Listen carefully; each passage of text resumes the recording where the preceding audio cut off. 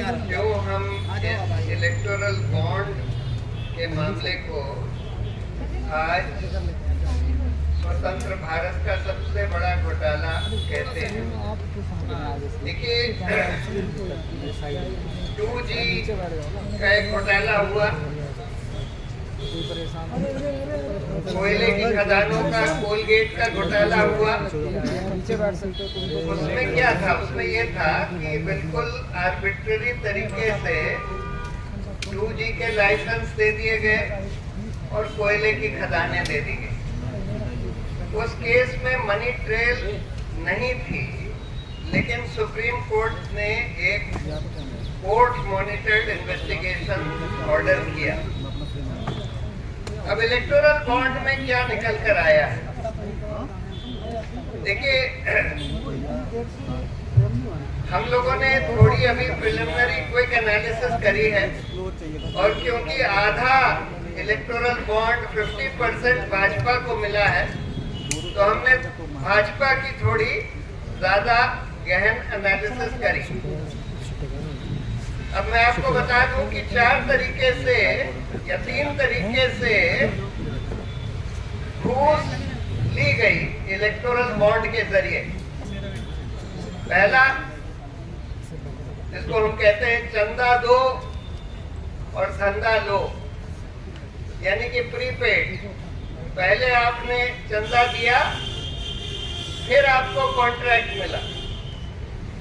दूसरा, ठेका दो, ठेका लो, रिश्वत दो, यानी पहले आपको ठेका मिल गया, उसके तुरंत बाद या उसके जल्दी ही आपने इलेक्टोरल बॉन्ड उस पार्टी को दे दिए जिस पार्टी की सरकार ने आपको ठेका दिया। अब मैंने बोला भाजपा का हमने थोड़ा सा एनालिसिस किया। प्रिलिमिनरी एनालिसिस में ये बात निकल कर आती है कि चंदा दो, धंधा लो, ठेका दो, रिश्वत दो में 1751 करोड़ के बॉन्ड दिए गए उन कंपनियों को जिनको भाजपा की सरकारों ने ठेके दिए। और ठेके कितने के दिए?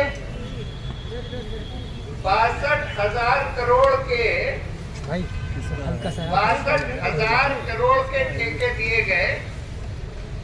अब देखिए, इस पे एक बात समझने की है, चाहे उसमें आपको या भाजपा को जो रिश्वत मिली by way of electoral bond, चाहे वो 1751 करोड़ ही रही हो, लेकिन कॉन्ट्रैक्ट 62,000 करोड़ के दिए गए उन कंपनियों को जिन्होंने ये इलेक्टोरल बॉन्ड दिए।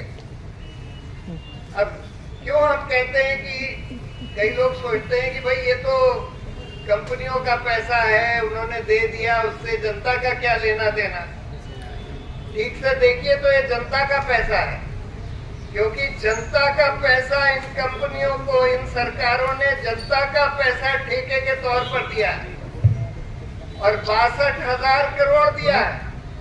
और उसमें कितना अवैध दिया है ये तो कहा नहीं जा सकता कि मतलब अगर इसमें घूस की बात नहीं होती, चंदे की बात नहीं होती, तो ये 62,000 के कॉन्ट्रैक्ट हो सकता है 40,000 के ही होते, यानी हो सकता है 20,000 22,000 करोड़ जनता की जेब में से निकल गया इस 1751 करोड़ के बॉन्ड के नाम पर घूस देने के लिए। उसी तरह से बहुत सारी कंपनियां, 41 कंपनियां हैं जिनके ऊपर ईडी, आईटी या सीबीआई ने रेड करे और उन्होंने चंदा दिया। 2,471 करोड़ का चंदा इन 41 ग्रुप्स ने दिया जिनके ऊपर सीबीआई, ईडी या इनकम टैक्स के रेड हुए। और ये चंदा देने के बाद उस रेड का क्या हुआ, कोई फॉलो अप किया गया कि नहीं किया गया, उनको छोड़ दिया गया और अगर छोड़ दिया गया, जैसे कि नितिन ने बताया, वो जो फ्यूचर गेमिंग जिसने सबसे बड़ा चंदा दिया है, उनके बारे में तो सीएजी ने बता दिया था कि इन्होंने कई राज्यों को लूटा। अब उनके ऊपर ईडी ने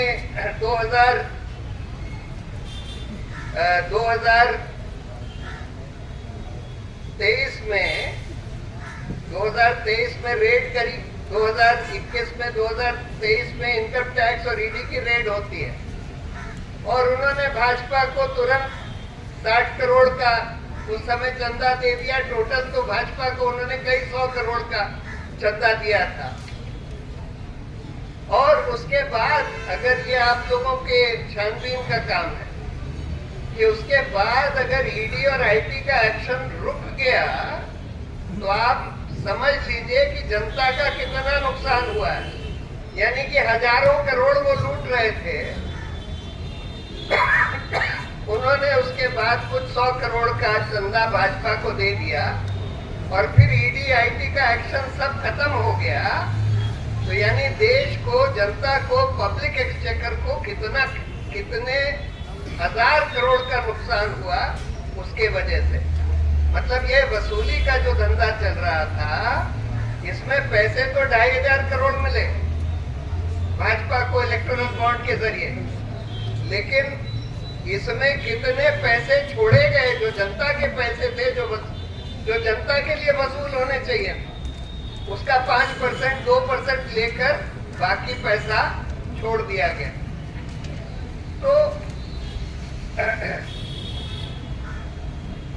ये एक बहुत बड़ा सवाल है। देखिए, हम लोगों ने शुरू में जब बहस करी थी इस केस में, तो हम लोगों ने 3 ग्राउंड बोले थे। तो ये बोला था कि जनता के सूचना के अधिकार का ये हनन है, इस तरह के गुप्त बॉन्ड होना। दूसरा हमने बोला था कि ये करप्शन को, किकबैक्स को प्रमोट करेगा, और यही बात निकली, यही बात सुप्रीम कोर्ट ने अपने जजमेंट में बोली, और अब खुलासा होने के बाद यही बात निकल कर आ रही है कि करीब करीब आधा या उससे ज्यादा, आधे से ज्यादा पैसा जो इलेक्टोरल बॉन्ड के जरिए मिला है, वो घूस के तौर पर मिला है। घूस आप ले सकते हैं ईडी का डर दिखा के, आईटी सीबीआई का डर दिखा के, या घूस आप ले सकते हैं कोई कॉन्ट्रैक्ट देकर, कोई पॉलिसी बदलकर। जैसे एक कंपनी के बारे में निकला था कि उनके फेवर में पॉलिसी बदल दी गई और उनसे इलेक्टोरल बॉन्ड ले लिए गए। तो ये तो देखिए, ये तो एक जांच का विषय है कि इस सब की जांच होनी चाहिए, क्योंकि ये इस आजाद भारत का सबसे बड़ा करप्शन स्कैम उजागर हुआ है, और इसमें बिल्कुल एक इंडिपेंडेंट जांच होनी चाहिए।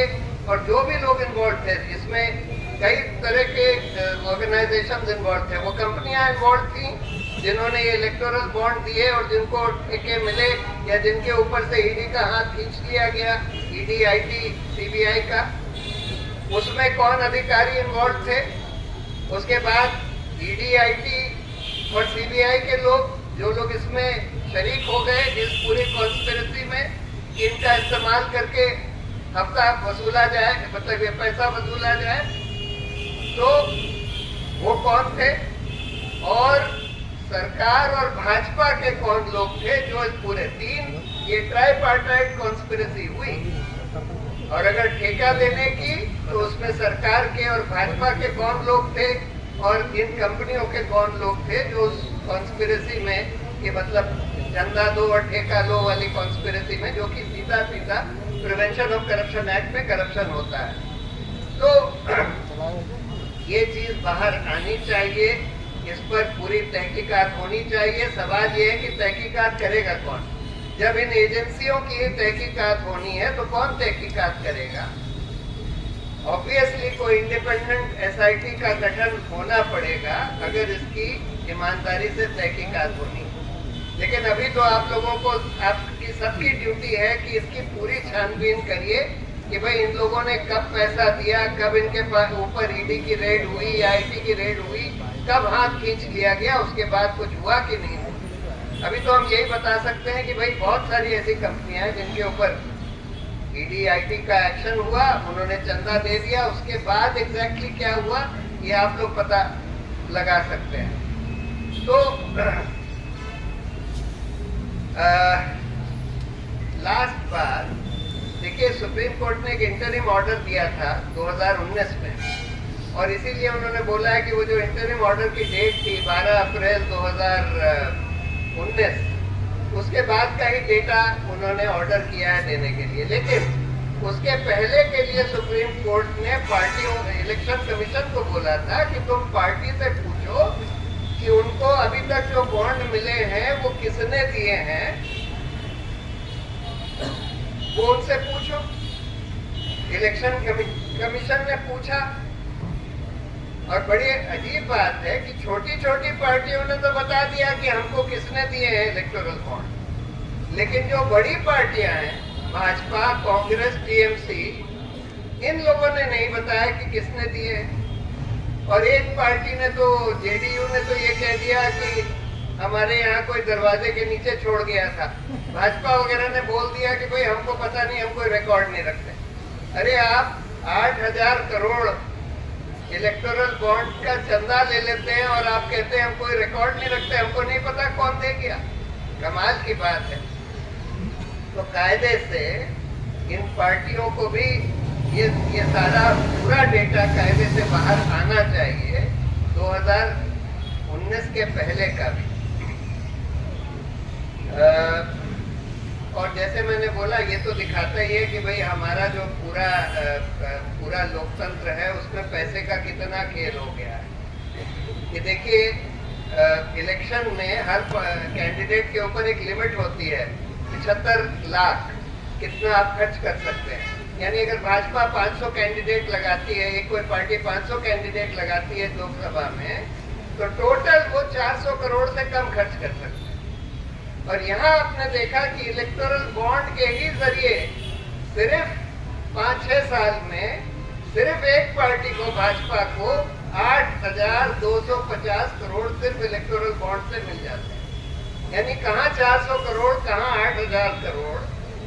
अगर आपने कोई लिमिट लगाई है कैंडिडेट्स पर और कोई लिमिट नहीं लगाई है पॉलिटिकल पार्टीज के ऊपर, तो फिर कैंडिडेट्स के ऊपर लिमिट लगाने का कोई मतलब ही नहीं है। अगर वो पार्टियां उससे 20 गुना 30 गुना ज्यादा खर्च कर सकती हैं। और जो वो कैश की बात कह रहे थे ना कि भाई हम कैश खत्म करना चाहते थे पॉलिटिकल प्रोसेस से, इस वजह से हम इलेक्टोरल बॉन्ड लाए, वो कैश तो पूरी तरह से चल रहा है। अगर कैश खत्म करना था तो उसका बड़ा सिंपल तरीका था। जब आपने डिमोनेटाइजेशन किया तो आपने बोला कि भाई हम कैशलेस इकोनॉमी बनाना चाहते हैं, यानी कि हम चाहते हैं कि लोग सिर्फ बैंक के ट्रांजैक्शन से पैसे का ट्रांजैक्शन लेन देन करें। ऑर्डिनरी लोगों को तो आप नहीं बात ही कर सकते कि भाई आप सिर्फ बैंक से ही लेन देन करिए, लेकिन पॉलिटिकल पार्टीज और कैंडिडेट्स को तो कर सकते थे। एक लाइन का रिप्रेजेंटेशन ऑफ पीपल एक्ट में बस अमेंडमेंट लाना था कि political parties and candidates will only take money and spend by banking channels and will not be entitled to take cash or spend in cash। अगर आप ये कर देते और अगर आपको पकड़ लिया गया कैश लेते हुए या देते हुए, तो फिर उसको करप्ट प्रैक्टिस माना जाएगा, आपको डिस्क्वालीफाई कर दिया जाएगा। इतना सा अमेंडमेंट लाना था, उससे कैश करीब करीब बंद हो जाता, लेकिन वो लाए नहीं और उल्टा इलेक्टोरल बॉन्ड ले आए, जिससे जो व्हाइट मनी भी था, जो बैंक के थ्रू भी था, वो भी सारा पैसा अवैध होकर इस तरह से घूस के थ्रू दे दिया। तो